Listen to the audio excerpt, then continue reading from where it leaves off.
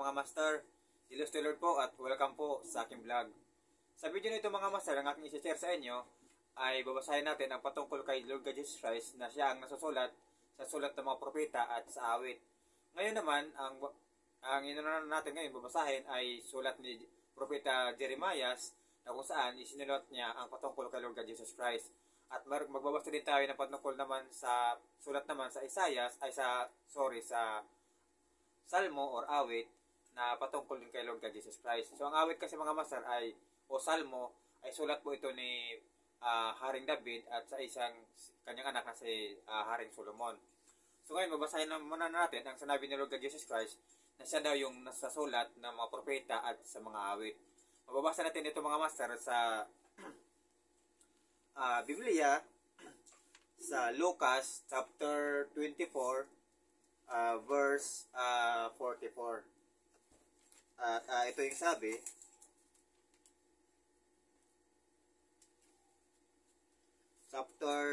Lucas chapter 24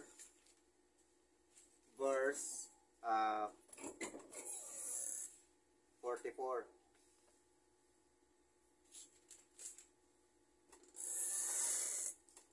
Pagkatapos sinabi sa mga alagad, ito ang tinutukoy ko nang sabihin ko sa inyo noong kasama pa ninyo ako. Dapat matupad ang lahat ng nagsusulat tungkol sa akin sa kautusan ni Moises at sa aklat ng mga propeta at sa aklat ng mga awit. So ito yung sinabi ni Lord God Jesus Christ na mababasa natin sa Lucas chapter 24 verse 44 na siya daw yung tinutukoy dun sa sulat ng mga propeta at sa awit. Ngayon, babasahin natin sa Jeremiah kung siya na patungkol kay Lord God Jesus Christ at saka sa awit naman mga master. Ngayon, basahin natin dito sa Jeremiah patungkol kay ito kay Lord God Jesus Christ na yung sinasabi dito. Pero ang pagkasulat kasi sa Jeremiah mga master, yung patungkol sa kanya at sa awit at sa iba pang sulat ng mga propeta ay pasalinghaga. So, ang ibig sabihin, yung kanilang sinasabi ay at ipapaliwanag kung siya nga ba yun sa pagkasulat doon mga master.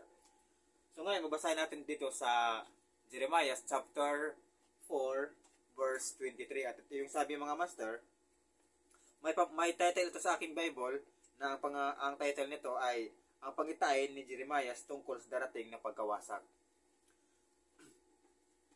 Pagkatapos ay tiningnan ko ang sanlibutan. Wala itong hugis o anumang kaanyuan. At sa langit ay walang anumang tanglaw. Tumingin ako sa bundok at mga borol. Ang mga ito ay parang nililindol. So, ito yung sinasabi dito mga master na yung nililindol, ito yung panahon na nung pinako si Lord God Jesus Christ, tapos parang mamatay na siya noon, ay lumindol yung panahon na yon. So, ito yung sinasabi dito na parang nililindol. Yung nakita ang pangitain ni Jeremiah. Kasi lumindol nga yung panahon na yun nung namatay si Lord God Jesus Christ. Itutuloy pa natin. Walang tao roon, wala kahit isa. Pati mga ibon ay naglipara na. Ang masaganang kabukirin ay naging ilang. Wasak ang mga lungsod dahil sa matinding puot ng Diyos. Sinabi ni Yahweh, masasalanta ang lupain ngunit di ko lubosang wawasakin. Tatangis ang sanlibutan, magdidilim ang kalangitan. So ang sinasabi dito mga master na nasusulat na tatangis ang sanlibutan, magdidilim ang kalangitan. Ito kasi yung nung panahon na ni Lord Jesus na siya ay namatay ay dumilim kasi yung paligid ng mga master. Nung malagutan na sa nangiligad, dumilim yung paligid noon. Tapos ay yung sinasabi naman ditong tatangis ang sanlibutan, ito na yung marami na nagluluksa kasi yung mga naniwala kasi kay Lord Jesus Christ na kanyang pinapagaling, nakakita sa kanyang mga himala ay nagluksa sila sa tatangis sila kasi nga sa nangyari kay Lord God Jesus Christ sa nung siya ay namatay na pinako siya sa cross. At itutuloy pa natin, sinabi ni Yahweh ang ganito, at ang isip niya ay di magbabago, nakapagpasya na siya at di na mag-iiba. Sa yabag ng pangangabayot pamamana, magtatakbuhan ang lahat, at ilan ay magtutungo sa gubat, sa kakabatuhan naman ang aakyat ang iba. Dilisanin ng lahat ng kabayanan, at walang matitira isa man. Jerusalem, ikaw ay hinahatulan na. So, ito yung ibig sabihin mga master, yung Jerusalem, ikaw ay hahatulan na. Ito yung si Lord God Jesus. Ang ibig sabihin kasi ng Jerusalem mga master ay si Jesus Christ. So, kung isipin po natin, ang ibig pong sabihin ng Jerusalem, Israel, bayan, or langit, isa lang pong ibig sabihin nun kung sa talinghaga, si Lord God Jesus Christ po yun. Yung Jerusalem, bayan, Israel, isa lang yung mga masaring ibig sabihin nun, si Lord God Jesus Christ yun. Ibig sabihin nito, Jerusalem, ikaw ay hinatulan na. So yun nga, si Lord God Jesus Christ na ay hinatulan na nga siya. Na yun nga, mamatay siya, ikaw ko sa cross. Tutuloy pa natin, Jerusalem, ikay hinatulan na. Bakit nakadamit ka pa ng purpura? Ano't nagsusuot ka pa ng mga hiyas? At ang mga mata mo'y may pintang pamparilag. Pagpaganda mo'y wala ng saysay. Iniwan ka na ng iyong kasintahan, balak pan nilang ikaw ay patayin.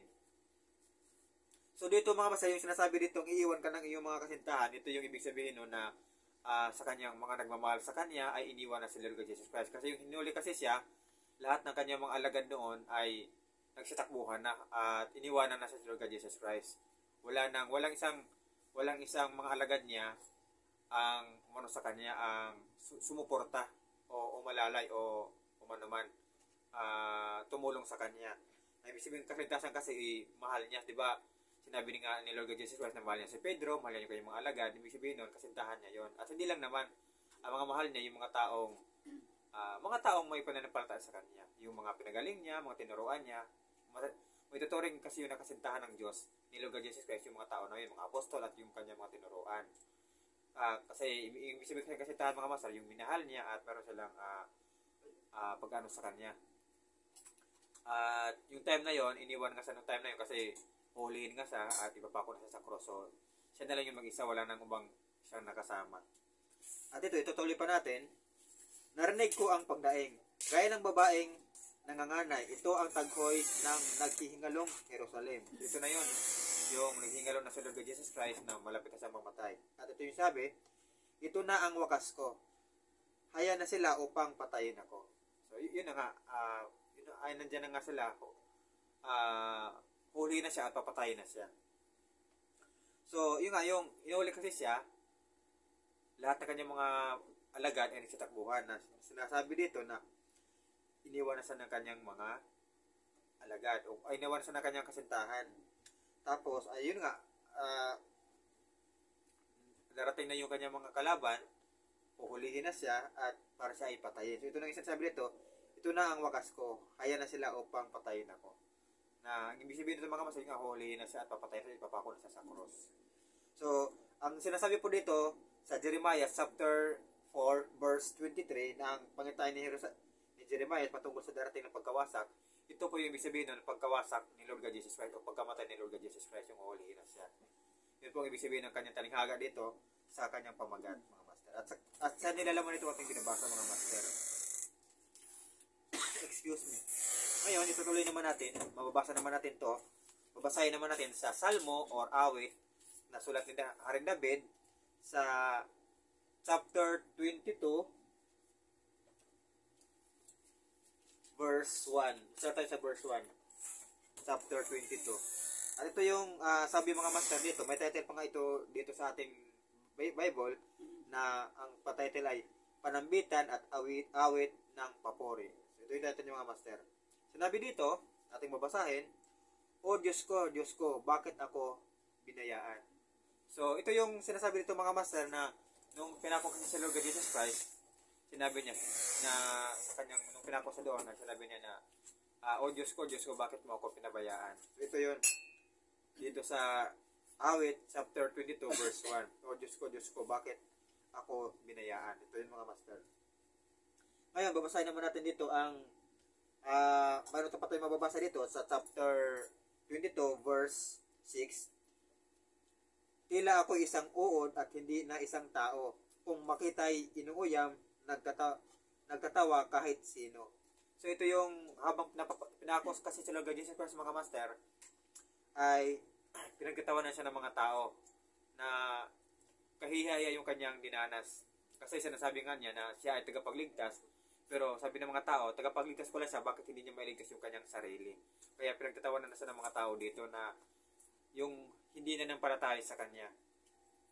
Kaya dito, kinukutya na siya, nilait na siya kapag may dumadaan. Kasi habang pinako kasi sa mga master, may mga taong dumadaan doon tumitingin sa kanya. Kasi hindi pa kasi siya namatay noon, tapos hindi pa siya ibinaba sa cross noon nung time na yun, nung pinako pa siya. Yun nga, itutuloy pa natin sa ating babasahin.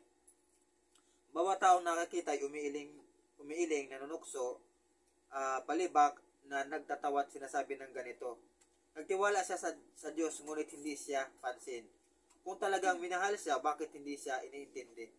So, yun nga, ito yung sinasabi dito na nung time na yon, nung pinako sa cross, pinagkatawanan siya, tinutukso siya na ganun yung ano niya pananampalataya sa Diyos na siya ay tagapagligtas, pero bakit hindi niya maligtas yung kanyang sarili, na sinabi dito na nagtiwala siya sa Diyos, ngunit hindi siya pinansin. Yung nga, yung tagapagligtas naman siya, mayroon sa kapangyarihan galing sa Diyos, pero nung siya ay nanghingi ng tulong sa Diyos, ay hindi naman siya niligtas nung pagkapako sa cross. Na dapat sana ay bumaba sa doon, o maligtas sana siya. Iligtas siya ng sarili niya, pero hindi niya iniligtas. At sinabi dito, kung talagang minahal siya, bakit hindi iniintindi? Na ibig sabihin, kung talagang mahal siya ng Diyos, bakit hindi siya iniligtas ng Diyos? Hindi yan lang siya maipako doon sa cross. Ayun yung ibig sabihin nito mga masa na nasusulat dito sa Awit chapter 22. Ngayon itutuloy pa natin sa Awit chapter 22 verse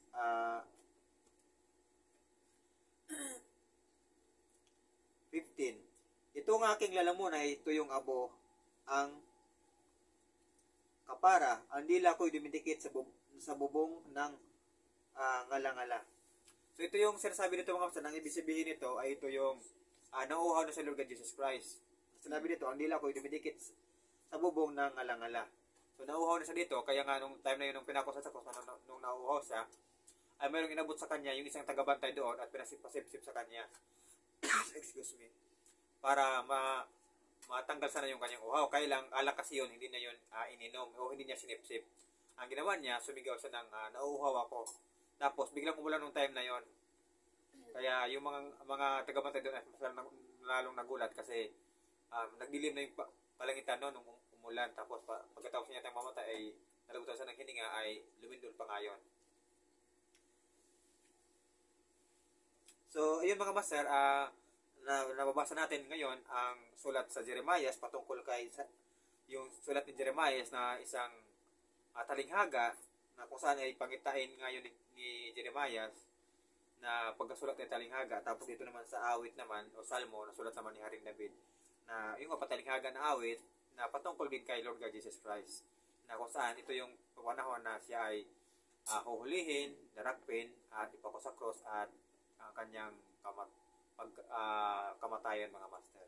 So ngayon napatunayan natin na ang sulat ni Jeremiah na isang propeta at sa awit ay totoo ang kanyang sinabi ni Lord God Jesus Christ na siya yung nasusulat sa awit at sa mga sulat ng mga propeta, na kung saan isinulat siya sa pamamagitan po ng patalinghaga. Hindi lang masyadong yung pagkasulat hindi lang literal, pero ang ibig sabihin pa rin ay patungkol pa rin sa kanya sa talinghaga na pagkabanggit mga master.